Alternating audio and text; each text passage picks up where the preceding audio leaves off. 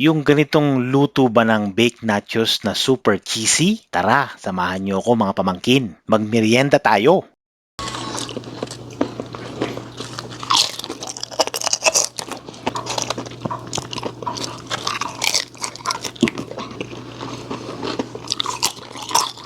Kung gusto nyong matutunan kung paano gawin ito, mag-stay ka lang sa video para malaman mo kung paano napakadali, simple, at syempre, pasarap. Japanese mayo yung ginamit ko rito or kahit anong mayong. Let's eat.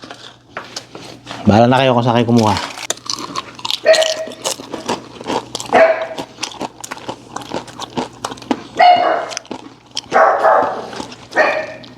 Nilagyan ko rin pa siya ng mga cheese slices. Ito yung mga square na yun.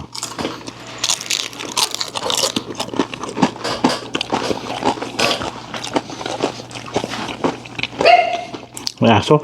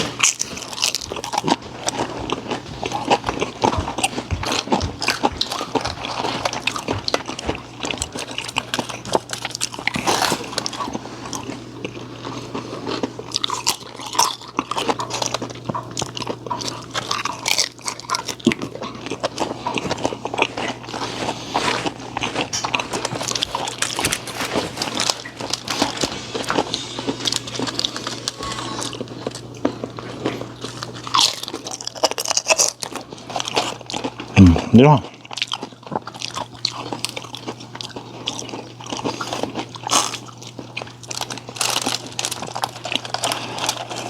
There's melted cheese.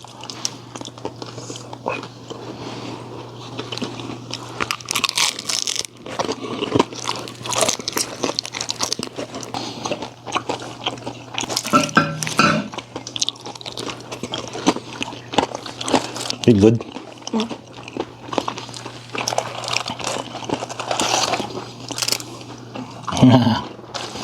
You scoop here. There's too many meat here.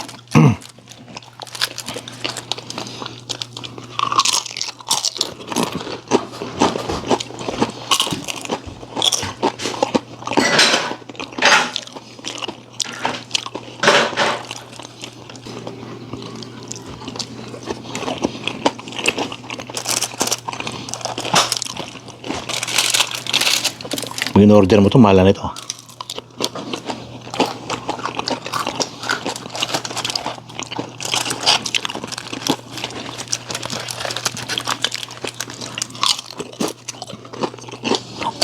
Oops.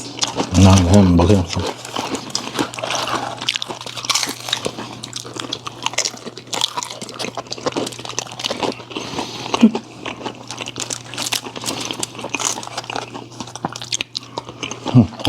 Time to prepare our ingredients para sa ating baked nachos. Kung nakaabot ka sa part ng video na ito, maraming salamat. Paki-like and share mo na rin ang video na ito para malaman din ng iba. At kung gusto mo namang maging updated sa aking mga videos, paki-follow mo na rin ako.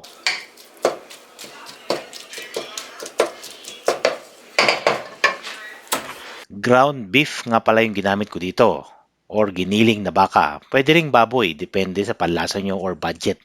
Medyo mas mahal kasi ang giniling na baka eh. Lalagyan ko din ng ground black pepper or giniling na paminta.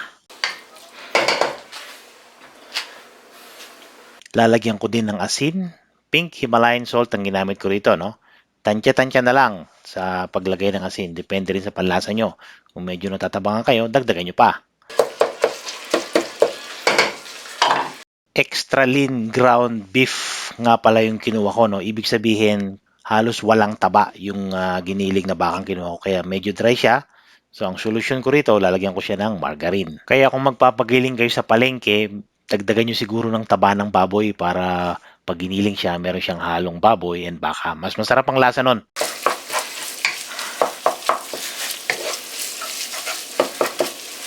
Alagaan nyo lang sa halo hanggang sa maging medyo brown na siya, and then ilalagay na natin yung iba pang ingredients.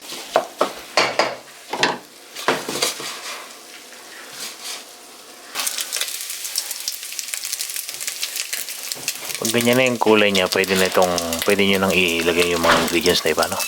Sibuyas, yellow, bell pepper, orange, bell pepper. Okay, nahiwa-hiwa na siya into cubes. Pwede nyo ilagay yan. Optional to kung ayaw nyo, ha. Pwedeng wala nyan. Mas gusto ko kasi medyo may crunchy-crunchy. Ang ating salsa, huwag nyo lalagyan ng L, ha. Salsa lang. Salsa. Nyo lalagyan ng L. Okay? Take note. Kalahati lang lalagay ko rito. Masyado madami. Yarn.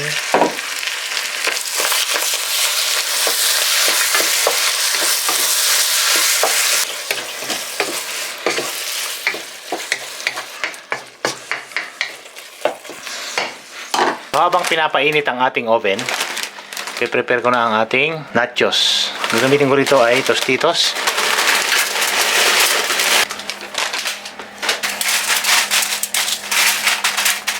Ilalagay na natin yung cheese. Cheddar cheese ang ginamit ko rito, no? So, ibubudbud lang natin yan dyan.